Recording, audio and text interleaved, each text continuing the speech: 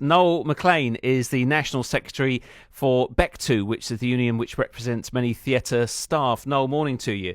Oh, good morning, Danny. Hi there. I don't think you represent staff for Eastbourne, but I'm thinking that difference between a freelance actor or musician who can expect the work to ebb and flow, the staff who work in press or backstage, they would expect their work to be there week in, week out through the year. So they must be feeling this very strongly.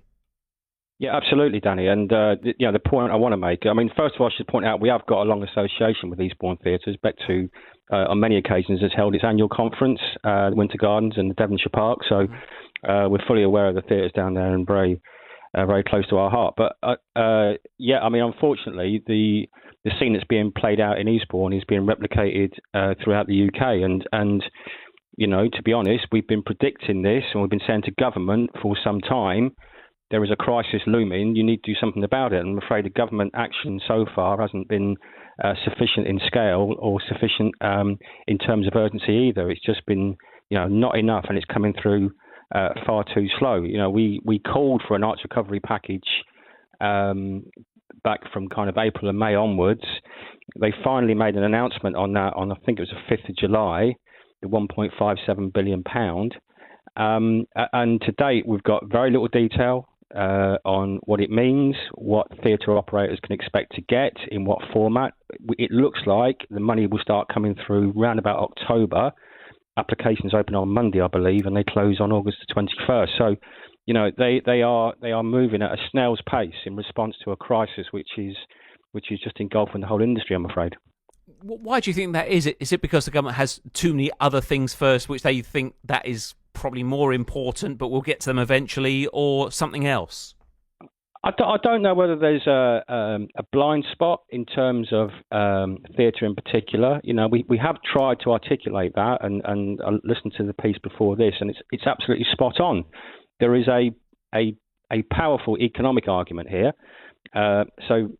Theatres is just not something nice to have, although it is for many people. But it's so important to local communities, local economies. There's lots of studies that show for every pound spent directly on a ticket price, a further £5 or £6 is spent on other ancillary spending, such as pubs, restaurants, travel, hotel accommodation, and the like. It's a big driver for the tourist economy. We've seen research that shows the West End alone generated about £103 million in tax receipts.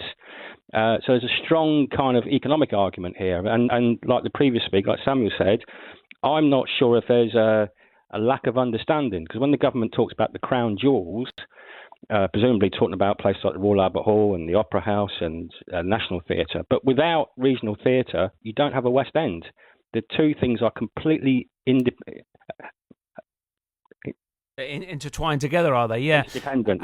Sorry. And yesterday we were talking on the programme to an Eastbourne hotelier that from the Lansdowne who says, she's looking forward to coach parties coming back to stay at the hotel. But those coach parties, part of their trip down to the coast at Eastbourne, will probably be one of the summer shows as well. So if they can't have their summer show, perhaps they won't come. So we can see the knock-on effects. One after the other doesn't get that income coming. It's a really difficult time. Yeah, I mean, that's the point about Panto is important as well. So when you made the point about the actor who subsidises the rest of the year, when he subsidises the rest of the year with money earned through Panto season, of course the same thing applies to theatres directly. There are many theatres who rely on the box office receipts through Panto to see them through the rest of the year when things aren't so busy, audiences perhaps aren't the same level.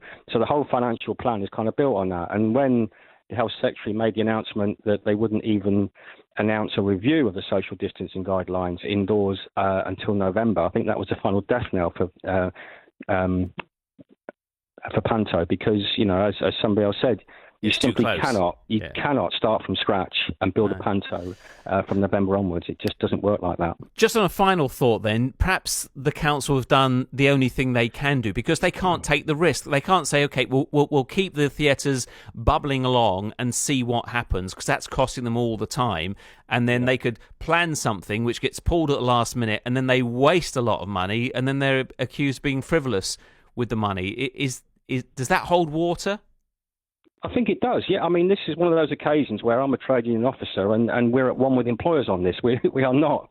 We're not condemning employers. We understand the very difficult position that they've been put in. I mean, even the point about underwriting an insurance aspect. We are calling on the government to help. There are producers out there who are saying we could maybe start to look at investing time and money in putting something together, but we can't get insurance. And I think the government needs to step in and do something to help that, and to underwrite the insurance to allow people to start thinking about what they might be able to put on and put up at some point in the future. And the other thing the government could do immediately is to accept that with the employers being asked to make contributions to the job retention scheme from this month onwards on an increasing scale, many of these theatres haven't had a pound in revenue since March. In fact, it's been negative because they've been issuing refunds for shows that didn't take place. Yeah. And I think the government needs to recognise there's no one-size-fits-all solution here. They need to have sector-specific kind of guidance and support, because not all industries are the same. A theatre isn't like manufacturing, isn't like retail.